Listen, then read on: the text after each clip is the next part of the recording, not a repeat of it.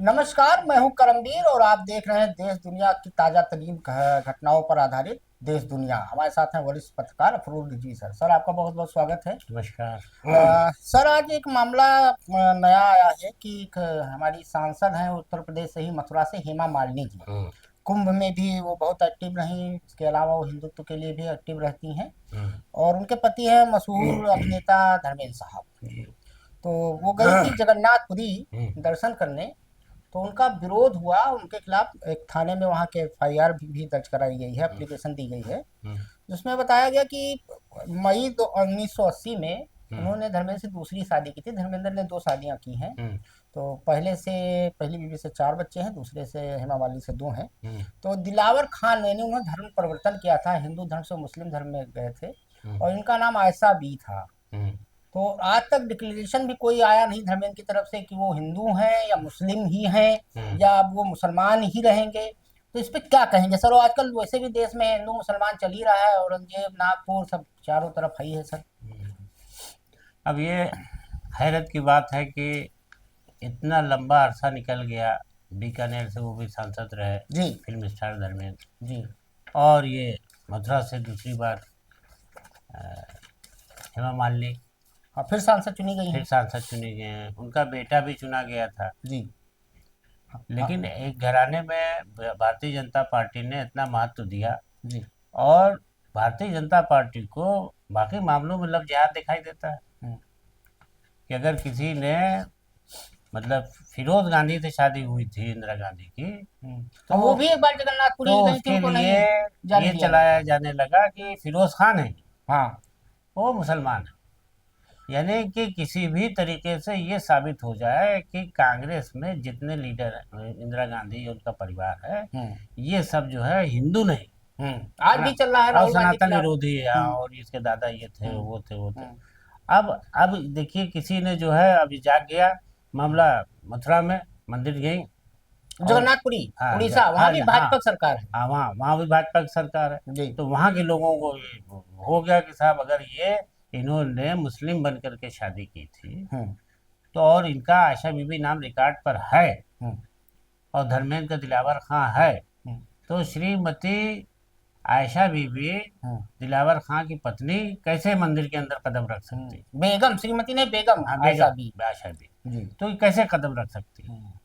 तो अब ये मुद्दा देखिए, अब बीजेपी इस पर चुप है, और हम्म। अंधक भी चुप है। हम्म। वरना नारा लगने लगता है, पाकिस्तान तो जाओ सर, इस तरह देखा जाए तो भाजपा में कई नेता हैं, कुछ तो मार्गदर्शक मंडल में चले गए, उनके बारे में कहा जाता है उन्होंने अपनी लड़की ब्याही मुस्लिम में। वो सुब्रमण्यम स्वामी साहब हैं, उनकी लड़की ने उनकी खुद बेटी, मुस्लिम उनकी से बेटी, शादी कर हाँ। रखी है। इस तरह कई भाजपा में बहुत सारी तो वो ये लंबी सफाई फेहरिस्त देते है। हैं सुब्रमण्यम स्वामी की, ठीक है, वो लड़की की पसंद ही होगी, लेकिन मैं मतलब वो थोड़ी इसकी वो करता हूँ। हाँ, द हिंदू में उस घर की, हाँ सीनियर जर्नलिस्ट हाँ हैं, हाँ, उस उनकी घर को लड़की। मैं वो थोड़ी करता हूँ। ठीक है, उसने कर ली, लेकिन की थी उसको मेरे ही शर्तों से की थी। वो बहरहाल अपना लीपा पोती वाली बात है, लेकिन नफरत फैलाने के लिए बीजेपी के पास मुसलमान के नाम से जुड़ा कोई भी मुद्दा हम्म। उठाने के लिए उसमें कोई कसर नहीं छोड़ती है। आज हेमा मालिनी का मुद्दा उठा है, जिस पर सब लोग शांत हैं। हम्म। सर, इस ऐसी ऐसे ही एक मामला और है।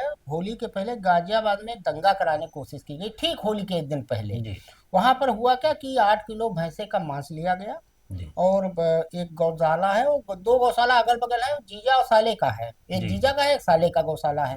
हम्म, और हुआ क्या कि दो लड़कों को, जिसमें से एक बीटेक है और सीएल में इंजीनियर है, उसने और उसके एक दोस्त ने, जिसमें से एक का नाम शिवम है और दूसरे का भी नाम कुछ करके समथिंग है।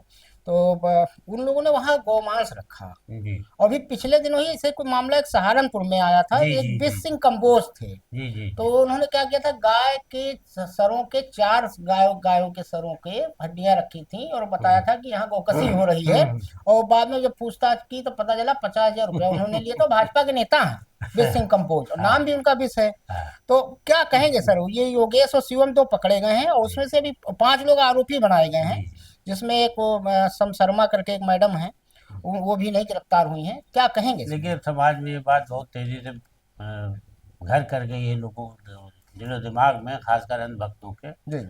कि गौ रक्षा हम्म। और गौशाला, हम्म।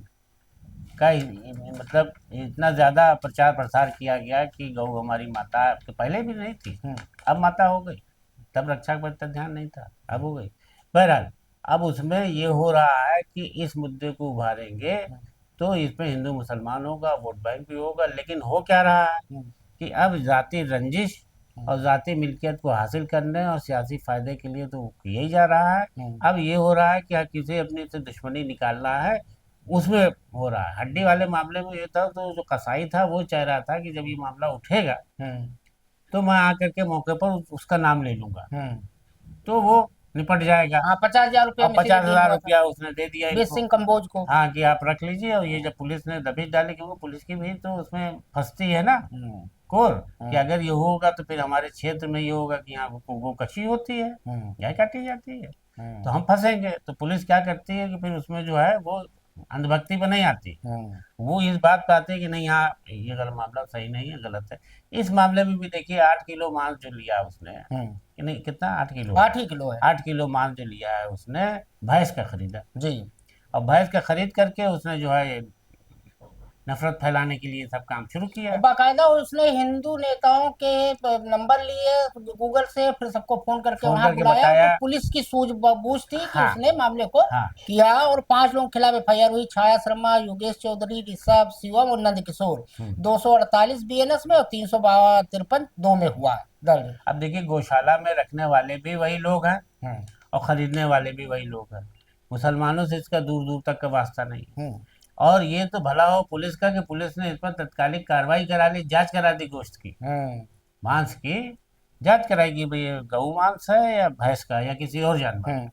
तो उसमें पता चला कि ये भैंस का मांस है, और ये गौ मांस का नाम दे करके यहाँ पर रखा गया था, जिससे कि यहाँ पर बवाल हो जाए। तो पुलिस ने सारे जो भी इसमें जिम्मेदार थे उनको पकड़ पकड़ करके जो पूछताछ की, तो उन्होंने सारा मामला कबूल किया कि 2,400 रुपये का गोश्त हमने खरीदा था फला दुकान से, और ये हम जो है यहाँ पर इस गौशाला पर कब्जा चाहते थे कि जब ये होगा तो ये जेल चला जाएगा, हमको इस पर हाँ, और कब्जा जीजा मिलेगा। सालों का हाँ आपसी जी, बात जैसा था। तो इस तरीके से जो हो रहा है वो रक्षा के मामले में और गो हत्या के मामले में जो हो रहा है वो बहुत अफसोसनाक है। हम्म। सर, एक अब अंतर्राष्ट्रीय मामला, ट्रम्प साहब की पुतिन से कल बात हुई। अपने यहाँ भारत के जितना गोदी मीडिया उसने भी बढ़िया लिखा, लेकिन उस किसी ने ये नहीं बताया कि 1 घंटे पुतिन साहब ने ट्रम्प को इंतजार कराया। और हमारे यहाँ के विश्वगुरु जब अभी पॉडकास्ट कर रहे थे तो वो कह रहे थे मैं आपसे आंख मिला के बात करता हूँ, और ट्रम्प मेरे बहुत अच्छे दोस्त हैं। क्या कहेंगे? 1 घंटा इंतजार कराया ट्रम्प को पुतिन साहब ने। अब देखिए, पुतिन ने ये देख लिया कि जो यूक्रेन से जंग चल रही है जी। उसमें डोनाल्ड ट्रंप ने हम्म। अपने को ये साबित करने की कोशिश की कि हम चाहेंगे तो जंग रुकेगी, हम चाहेंगे तो जंग हम्म। नहीं रुकेगी, जारी रहेगी। हम्म। और यूक्रेन का साथ देने की बात भी की। तो पुतिन पुतिन का भी साथ दे रहे हो और यूक्रेन को भी सहायता करने की बात कर रहे हो, तो पुतिन को तो एक झटका लगा ही कि ये आदमी जो है हम्म। डबल गेम खेल रहा है। जी। तो अब जब धीरे धीरे उन्होंने सारी बातें जब डोनाल्ड ट्रंप ने कहना शुरू की हम्म। उनसे, दिल सिंकी से, उनसे उनसे कि शर्तें लगा करके, लेकिन उसके बावजूद जो है आप देखिए कि पुतिन का रवैया हम्म। वो वही रहा, आक्रामक रहा। वो ज़्यादा उसने जो है इनके आगे सरेंडर नहीं किया। तो अभी जब इनका फोन आया है तो इसमें ये चर्चाएं हैं मीडिया में कि ये अपमानजनक, अपमान, उनको अपमानित करने के लिए उसने कहा कि 6 बजे उनका 4 से 6 के बीच फोन आया था। 4 बजे जब इत्तला दी गई तो पुतिन ने मुस्कुरा के उसको टाल दिया। और जब क्रेमलिन पहुंचे वो 5 बजे हाँ, तक उन्होंने बात की। आओ अपनी सफाई में कहते हैं उस वक्त तो मैं कोई मीटिंग्स कर रहा था तो जिसमें की वजह से ये नहीं हुआ। लेकिन ये माना जा रहा है कि ट्रम्प को उसने ये दिखाया कि तुम्हारी कोई हैसियत नहीं है। अब सर, एक मामला न्यायिक व्यवस्था से जुड़ा हुआ है। गोंडा के पूर्व सांसद थे, बड़ा विवाद में रहे, और कुश्ती महासंघ के अध्यक्ष भी रहे, ब्रजभूषण शरण सिंह। जी। उनके उन्होंने एक 90 में एक मुकदमा दर्ज कराया था, और 3 लोगों के खिलाफ था। उग्रसेन सिंह, रमेश चंद्र और एक और थे, जो उसमें जरा में उग्रसेन सिंह और रमेश चंद्र की मौत हो चुकी है। तो 1990 के मामले में अब जाकर 500 रुपए का जो सांसद रहा हो इतनी बार, उसके ऊपर जुर्माना लगा के मामला खत्म कर दिया गया। ये हमारे यहाँ न्याय व्यवस्था है। जबकि माननीय सुप्रीम कोर्ट ने, जो हमारे पूर्व सीजीआई थे डीवाई चंद्रचूड़ साहब, उन्होंने न्याय की देवी की आंखों से पट्टी खोल दी थी। हम्म। दूसरा मामला भी जो है वो भी 44 साल पुराना ही है, और हम्म। वो है दिहुली का हत्याकांड, हम्म। जिसमें दलितों की सामूहिक हत्या कर हम्म। दी गई हम्म। थी। उसमें भी 44 साल बाद 3 को फांसी की सजा दी गई। अब 24 दलित थे उसमें, सामूहिक हत्या हुई थी उनकी। अब उनकी दूसरी या तीसरी पीढ़ी होगी। अब ये कौन सा न्याय सर हम देश में हो रहा है? अब जस्टिस डिले जस्टिस डिनाई की बात हम खाली करते हैं। जी क्या कहेंगे इस पर सर? सर, देखिए कि इस पर सरकार ने इस पे बयान तो बहुत दिए हैं। हम्म।